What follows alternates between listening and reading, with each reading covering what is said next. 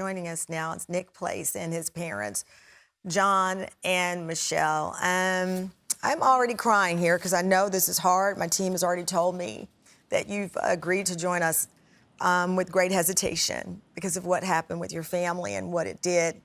Nick, how does it feel to see that video now?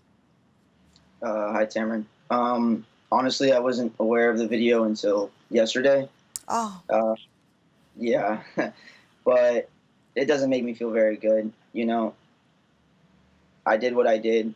I can't change the past. All I can do is apologize profusely, yeah, live and learn from it. yeah. And that's all you can do. I know that you have been trying to make it right. And John, I know you love your kid.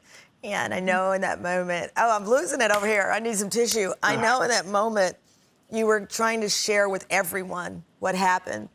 When I saw the video, I thought about when parents say, this is gonna hurt me more than it hurt you. I know it hurt you to tell the world what had happened.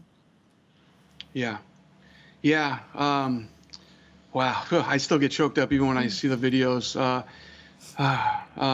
First off, I want to say two things. One, it wasn't a party that he went to, so some people are making out that he went to a COVID party. He went to It was like him a and four gathering, friends. right? Yeah, it wasn't Right, it was a friends. gathering of people, right? Right. Nobody was sick. Nobody was showing symptoms, so they all took off their masks and they had their night. And unfortunately, he contracted COVID and brought it home to everybody else.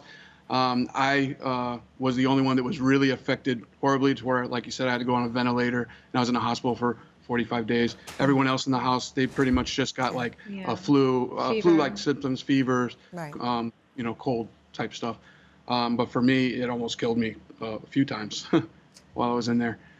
It is And then terrifying. also another thing, I don't hold any ill will toward Nicholas at all. In fact, the very first thing I ever texted him when I woke up, I was still, not even fully awake. The very first thing and the first person I wrote was to Nicholas saying, Nicholas, I love you. As angry as you were that your son had made this bad judgment call, you text him, I love you, to let him know that you forgave him. Nick, how did it feel when you saw that text from your dad saying, I love you? When it comes to a situation like this, I don't think anything can really prepare you for, or at least nothing really prepared me for what was about to unfold. Everything happened so fast. Everything I went through, just the general anger, regret, sadness. I would like to think that those words were like the light at the end of the tunnel. You know how we always look for the brighter side of things or the silver lining, even regardless of the videos that were put out or what was said, I don't really care about all of that stuff. Yeah. I'm just glad to see my dad healthy and well. Me too. Now, I know as a precaution, you moved out of the family's house. Is that true? You moved out? Yes.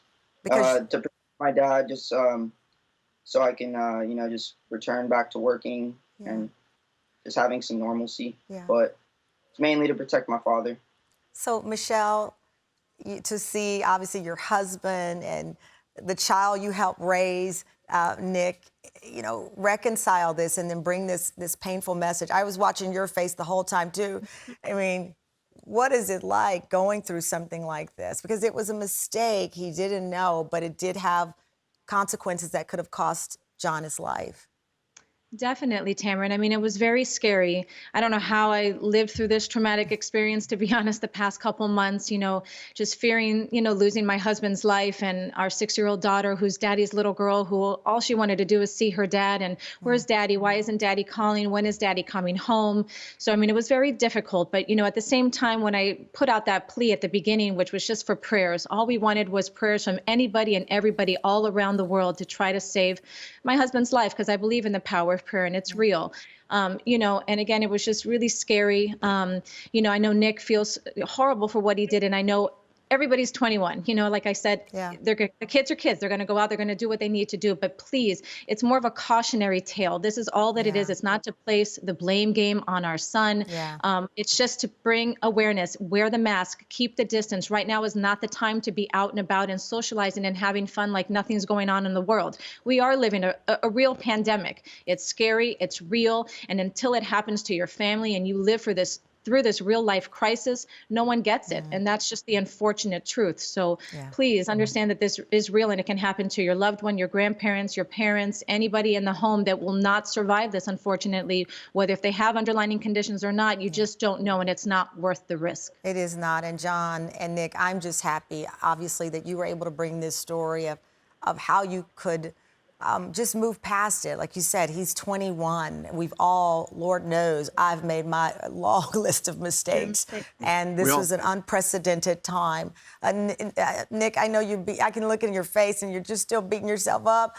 I'm telling you, I see the love in your dad's eye and Michelle, and we just know that great things are to come, because when a young man like yourself can step up the way you have and admit your mistake and say that I just want to do the right thing moving forward, that's what matters in life. That's Auntie Tamron giving you life advice there. So take it easy on yourself. Don't beat yourself up too much. Your dad is there to root you on. All right. Thank you for your time today. We appreciate it. Thank you so much.